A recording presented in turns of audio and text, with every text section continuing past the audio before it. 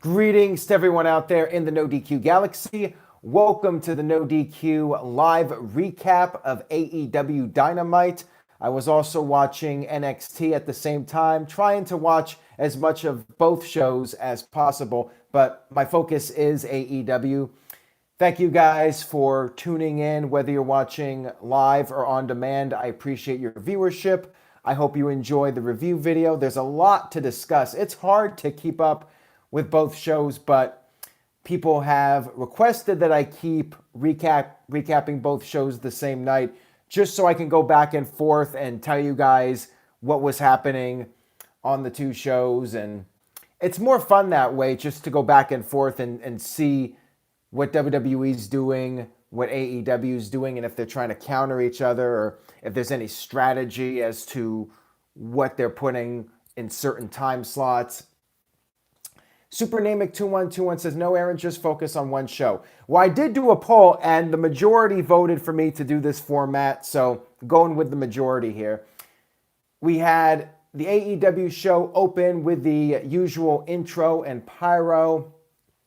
And over on NXT, the show kicked off with footage of the OC attacking the Undisputed Era earlier in the day at Full Sail University.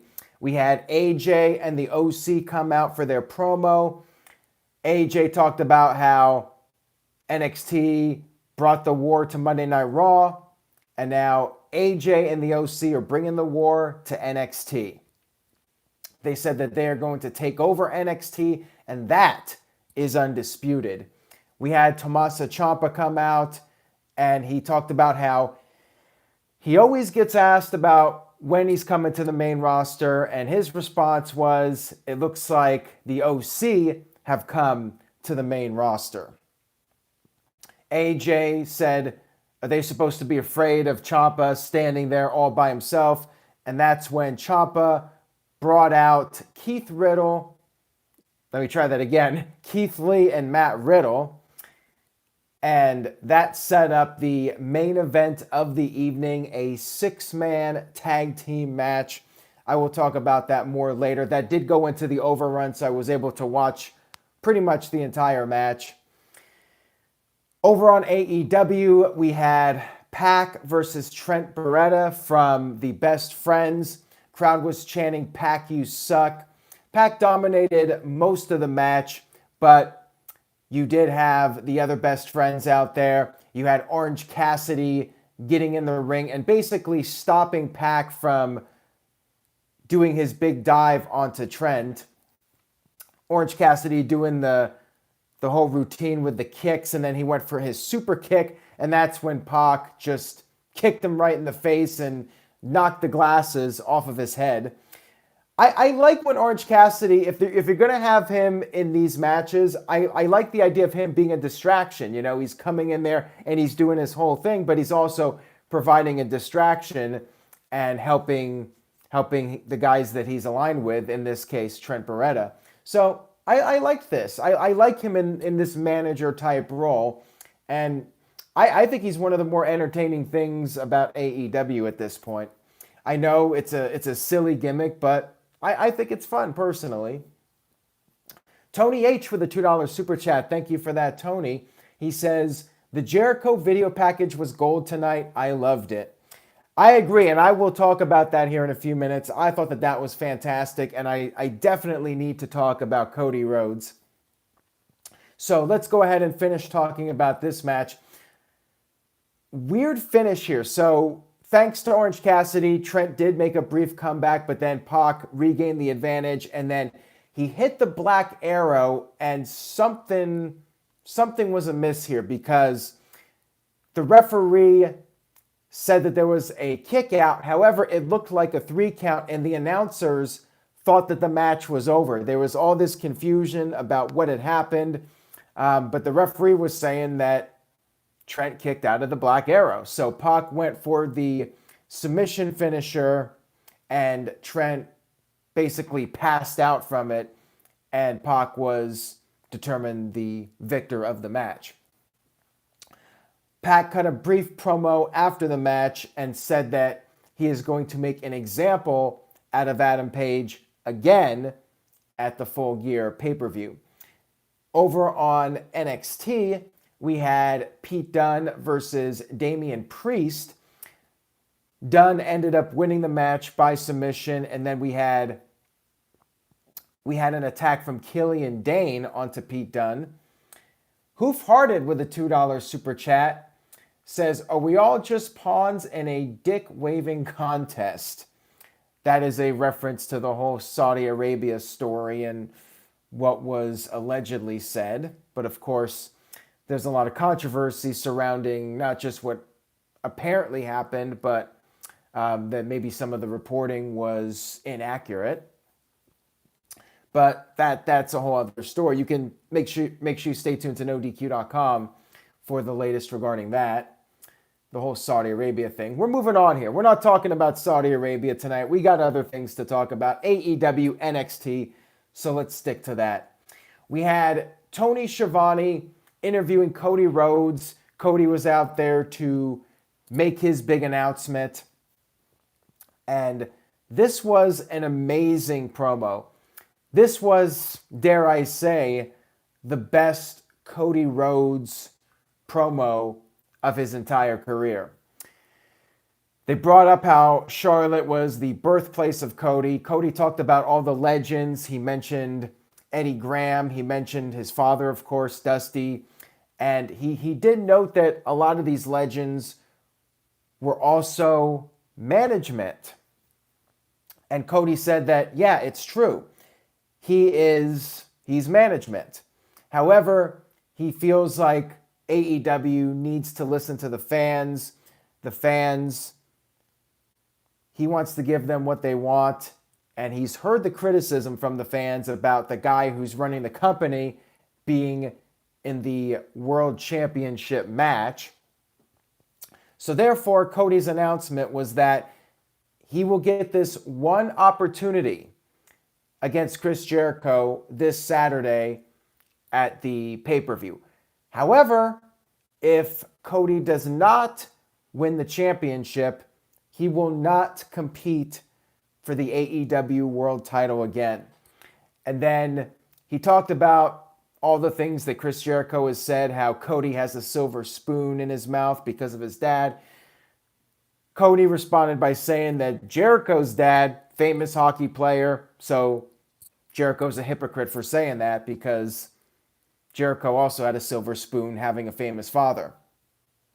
And then we had Cody start to get really emotional, talked about how he's not doing this for the past, with his father and everything. He's doing this for the people that are in his life now that are alive. His mom, his wife, his sister, his entire family.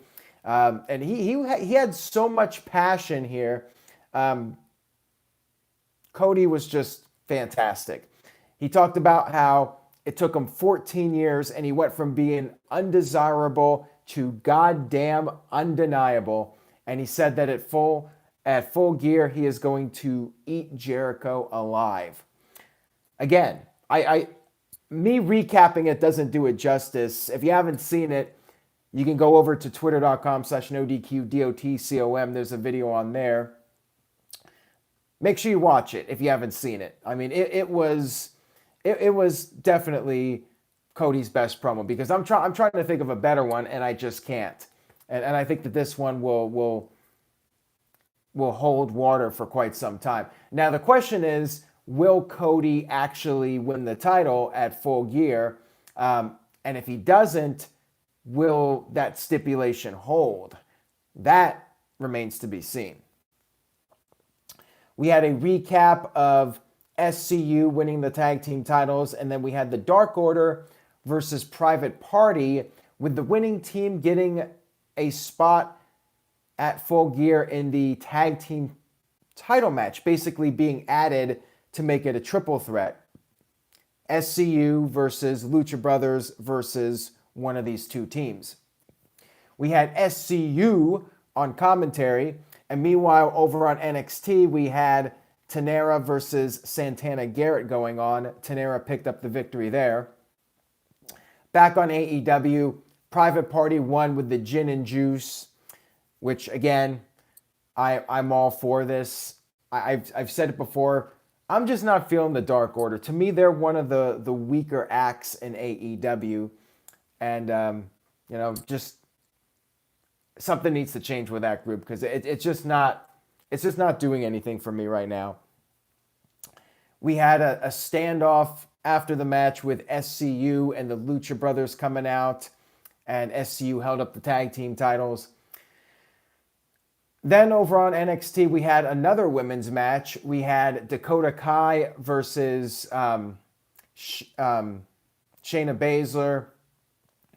We had over on AEW, we had the Chris Jericho video package, which, as mentioned earlier, was quite something.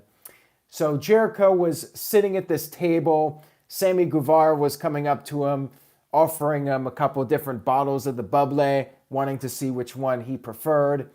And then we had several people interviewed, members of the Inner Circle. And one funny part was it cut to Jake Hager. Is it Jack Swagger? Jake Hager. I keep screwing it up. Okay, so Hager. I'm just going to call him Jake Hager. There we go. Got it. So Jake Hager, they keep showing him and he doesn't say anything. So he's basically the silent assassin. And then we had Virgil interviewed, which I legitimately laughed at this. I thought that this was great. Virgil was talking about how Jericho has talent like Olive Garden breadsticks, unlimited. And then we had Chris Jericho's aunt's friend from church talk about how Jericho is going to kick the shit out of Cody. And the crowd popped huge for this. The old church lady dropping an S-bomb. I think it was censored. I'm not sure if it was. I think it was. But we knew what she said. So yeah, this was a really funny video package. I enjoyed it very much. And yeah, Cody, Jericho, I'm stoked for the match. And we had more to come. So we'll get to that here in a few minutes. We had Jamie Hayter and Emi Sakura versus Shauna and Riho, the AEW Women's Champion. Meanwhile, on NXT, Dakota Kai tapped out to Shayna Baszler. And then we had all the War Games participants coming out. There was this huge brawl. And then Mia Yim made the save for the babyface team. She beat everybody up with the kendo stick. And there was a follow-up to that also. Back on AEW, we had the Freddie Mercury cosplayer, Sakura, pin Riho with the Mata cradle. So this, I guess, is fine. I mean, I mentioned this with WWE. I feel like the champion should not be losing when the champion's not really all that established. And Riho, yeah, she won the title. She won a few matches here, but I think it was probably too soon for her to be losing. Like, it does. I mean, they did this backwards. I mean, Sakura should have beaten her first to get the title shot if you're going to do it this way. Otherwise, you should just have her, Sakura, beat Shauna to build up her momentum for the pay-per-view. But the whole thing just feels kind of thrown together to me. And again, if I have to nitpick at AEW, I would say right now the women's division is probably the weakest part of AEW. I just feel like it lacks the star power. And again, I don't have a problem with the champion being pinned to set up a title match. But the title match was already made, so it's backwards, first of all. And the other issue is the champion should actually be winning a lot of matches. So then when somebody beats the champion, that is something noteworthy for them to get a title shot. So yeah, just it felt like the whole thing was very much thrown together. Match was good, though. I mean, the match was really solid. I'm still not really sold on Sakura as this Freddie Mercury cosplayer. Just not really working for me, but I guess some people like it, so there you go. Then we had a Brandy Rhodes promo, and while this was going on over on NXT, we had Tony Nese versus Angel Garza. Garza picked up the win, and then after the match, Leo Rush came out and offered to shake his hand. I forgot that Leo Rush is a babyface again. He's coming out there smiling, and to me, like, he just has that heel presence. So he's coming out there and offering a handshake, and I'm thinking, don't do it. But then I forgot, wait a minute, Leo's the babyface. And then Garza slapped him and walked off, and I'm like, oh, Garza's the heel. So, yeah, I still think Leo's better as a heel just because he's like that fly on the wall that you just want to swat. I don't know. I think he's better as a heel, but that's just my own personal opinion. And then we had this Brandy Rhodes promo. She's angry because everyone's dismissing her, saying she's only there because of Cody. And then there were these little clips of Awesome Khan. And going back to earlier, where's Awesome Khan? Like, I feel like AEW can use her like Jericho is helping the world title situation with the men and building that up. Like, why not use Awesome Kong to get things going with the women's division? Like, she's barely done anything. But yeah, I guess this idea is that Brandy is using her brain with Awesome Kong's body, and she ended the promo by saying, "Who are the bullies now?" Again, I want to see more Awesome Kong. Just get her out there and get her in the mix for the title. Like, why is she not appearing on TV? I don't understand it. And then we had Shawn Spears versus Brandon Cutler, and footage was shown of Spears attacking Joey Janela and trying to rip out his tongue during the AEW Dark show from this past Tuesday. Spears ended up winning the match with the DVD, and then Tully Blanchard, who is still his manager, brought in a chair for Spears to use, and he was going to do a DVD on the chair, but then Joey Janela made the save. And then we had a backstage promo on NXT with Rhea Ripley officially adding Mia Yim to her team as the fourth member and basically kicking Dakota Kai to the curb.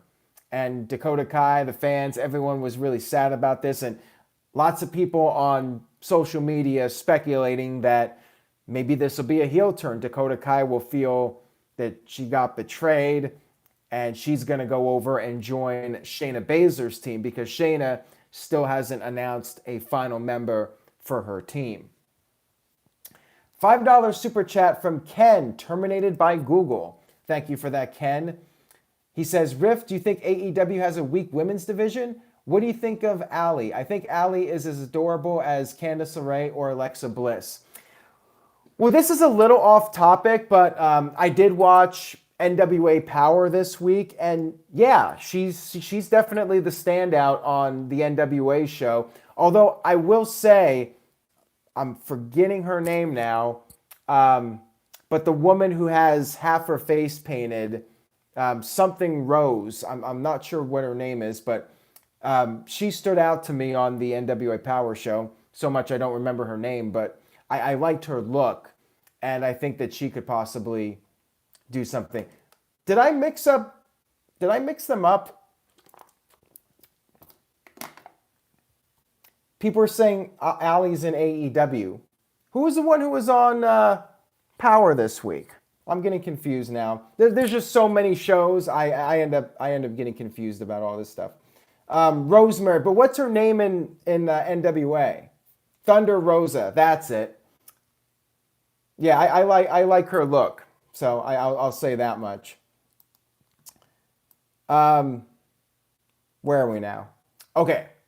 So we had, on NXT, we had Isaiah Scott against Dominic D. Dominic D picked up the victory. And then over on AEW, we had a Jon Moxley and Kenny Omega video package.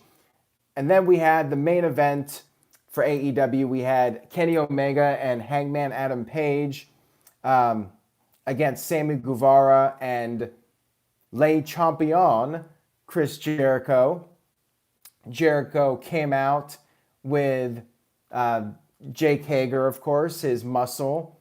And there's a little bit of a tease for Jericho and Omega to fight, but then Jericho, of course, classic heel, tagged out right away. Crowd was chanting cowboy shit, so apparently that's a thing now. And meanwhile on NXT, we had the main event get started, the OC versus Matt Riddle, Keith Lee, and Tommaso Ciampa. Crazy brawl to start it off. Back on AEW, we had Pac interfere during the match. He hit a low blow to Adam Page while the referee wasn't looking. And that's when Jericho hit the Judas effect to pin Page. There was a beatdown after the match by the Inner Circle. And then all of a sudden, Cody ran down. Jericho took off. And then we had MJF come out with a steel chair. He hit Hager and Jericho with the chair.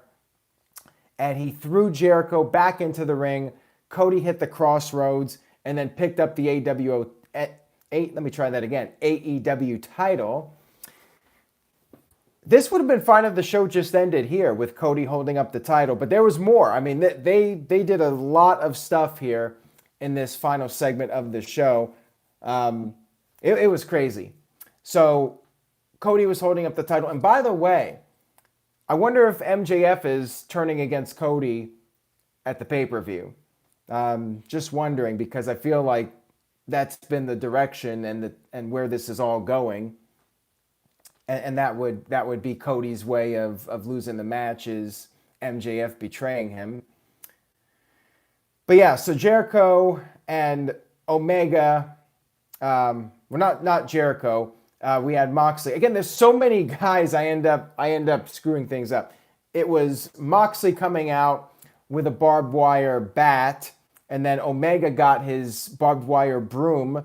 They had a stare down, and that's when Santana and Ortiz came out and attacked Moxley and Omega, and everybody started fighting up on the ramp. Young Bucks came out and made the save. They hit super kicks. They hit their dives. Crowd was chanting AEW, and the brawl continued. They were up on the staging area, and we had Matt Jackson climbing up to the top of the entranceway and doing this dive off the top. Cameraman fell down in all the melee. Crowd was chanting, holy shit. The brawl continued again. Referees were trying to separate everybody, but they just kept fighting, and the pay-per-view ended in complete chaos with like a million things happening in this final segment. So what did you guys think of it? Did you guys think it was maybe too much, or do you think that it's cool that AEW feels like things are out of control? I mean, again, it had that WCW Nitro feel from the 90s where there's just so many things happening and it feels like everything's out of control. So let me know what you guys thought about it. Did you like it? Do you think it was overkill? Again, I think it would have been just fine if it ended with Cody holding up the championship as the final close of the show, but they did all that other stuff with everybody. And they had the video package with Omega and Moxley, so did they really need the additional stuff? So wondering what you guys think if it was too much. Tic Tat Tat says it's okay. Kev Dog says he liked it. Ace and his Familia Vlogs says too much. Supernamic 2121 says I like it. Mr. Anderson says was too much. JSpin 401 says too much overkill. So, I mean, I liked it. I was very entertained by the show overall, and the ending was definitely crazy. So you got to check out the ending. You got to check out the Cody promo. Got to check out the Jericho video package. All that stuff, you can head over to nodq.com or twitter.com/nodqdotcom to check that stuff out. Let me do the letter grade for AEW. Another solid show. I'm going to give it an A-. Very good build-up for the pay-per-view and some memorable stuff, I thought. So, yeah, I definitely recommend checking a lot of the show out. Supernamic 2121 with an A+. Baller B Scott with a B. The Robo Buck with a B. Charles Roberts with an A. Bradley with a B. Tic Tat Tat with a B+. Mike B with a B-. And Jonch 11 with an A. And Flaky Anthony with an A-. And Shady Snake with an A+. JSpin 401 says both shows were B. OG Crusher says B+, it was good but not great. And Shanti with the $2 super chat says, I think these PIP commercial breaks are overkill. Well, there you go. That's from Shanti there regarding the PIP commercial breaks. Ken terminated by Google with a $5 super chat. Thank you for that, Ken. He says, Rift, have you talked about Nakazawa? I told my boy Noah Foster that Nakazawa has the most bizarre gimmick since Boogeyman. What do you think, Rift? Okay, so I did watch AEW Dark, so hold on a second. And I remember, the thing I remember from that match was him taking off his underwear, whatever it was, under his trunks. And yeah, pretty weird gimmick. But I like how Justin Roberts says his name 3 times, Nakazawa, whatever it is. So yeah, the guy's kind of entertaining, but weird, with the whole thing with him taking off his under his trunks, whatever he's wearing. Let's go ahead and talk about the rest of NXT. And no, I haven't seen the Full Gear Countdown. Probably not going to watch it. I mean, I got the gist. I watched all the shows, so I get the gist of what's happening. OG Crusher says Nakazawa is a fun gimmick, but he'll never be taken seriously. I mean, yeah, I think he's entertaining, and there's a spot for him there. I have no problem with him being on the shows.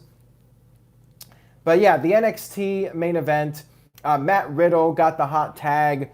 Crowd was doing Riddle, basically doing it like the Goldberg chants. Riddle was cleaning house, and then we had Keith Lee body slamming Luke Gallows. And then one of my favorite spots on anything on this entire show, he did the pounce to AJ, who ended up bumping into the referee. I thought this looked great. Again, probably my favorite spot of the entire evening from either show. Crowd started chanting, holy shit. I mean, the referee just got completely wiped out by that pounce. Ciampa came out with the fairy tale ending, but then Balor interfered. Well, not really interfered. I guess interference, coming out there during the match. Balor then attacked Matt Riddle, so there you go, blatant interference here. I'm not even sure if the bell rang for this match or not. Balor came out, attacked Riddle, and then AJ and Balor had a little exchange with them doing their Bullet Club taunts. And then we had Adam Cole attack AJ Styles. Then he went after Ciampa, and that's when the show went off the air. So I'm not sure what was the final call here. I guess the match was just thrown out. But yeah, it was an interesting way to end the show. A little bit of a tease. I mean, Balor's part of NXT now. I guess this maybe was a one-off. I don't know if Balor's going back or he's going to realign with AJ Styles and Anderson and Gallows. But it was definitely an intriguing ending to the show. And next week they're going to be doing a ladder match to determine the final participant, or not the final participant, the advantage for the War Games match. So that's next week, and then the Cruiserweight title match is also next week. So they got a pretty loaded show next week. And I'm curious to see, I'm very intrigued about what the numbers are going to be this week. Like, I really feel the shows have bottomed out, and I think they can only go up from here. The question is, will NXT come close to beating AEW this week? That I don't know. But you would think that if there was ever a week where NXT would have a shot, it would be this week with AJ Styles and people tuning in to see if main roster guys from Raw or SmackDown show up on NXT, which we did get a few people this week. But I don't know.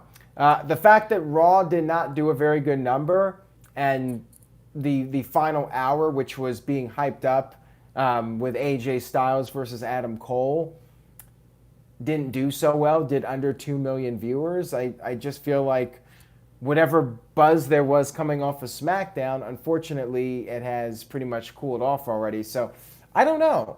I mean, I suspect both shows will be up in viewership, but I just don't know how much at this point. And I don't know if it'll be enough for NXT to beat AEW. Supernamic2121 says AEW was trending worldwide and there were no signs of any NXT. Interesting. No AJ Styles? I mean, I really wasn't paying much attention to the trends, which, I mean, it doesn't really matter, the trends, because Impact Wrestling gets a lot of stuff trending, and it doesn't mean that people are really invested in watching Impact. I'm going on Twitter now, and it looks like right now, yeah, AEW Dynamite, second worldwide trend, and I don't even see NXT here in the top 10, so there you go. Oh, I'm looking at, somebody posted the video of the Pac Trent finish.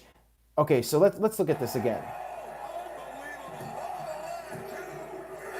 Wow, the referee just stopped the 3 count, even though Trent did not get his shoulders up. They totally effed up that finish. I don't know what the hell was going on there. I don't know if the match was supposed to end there or if Trent was supposed to kick out, but they screwed something up there. All right, guys, so that's all I got for tonight. Thank you all so much for tuning in.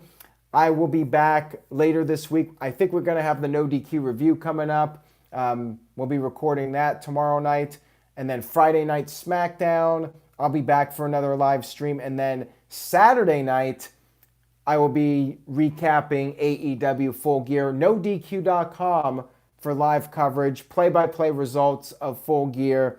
And I will be doing a post-pay-per-view review on the channel. So make sure you stay tuned to the channel, subscribe, turn on notifications, and stay tuned to NoDQ.com for the very latest.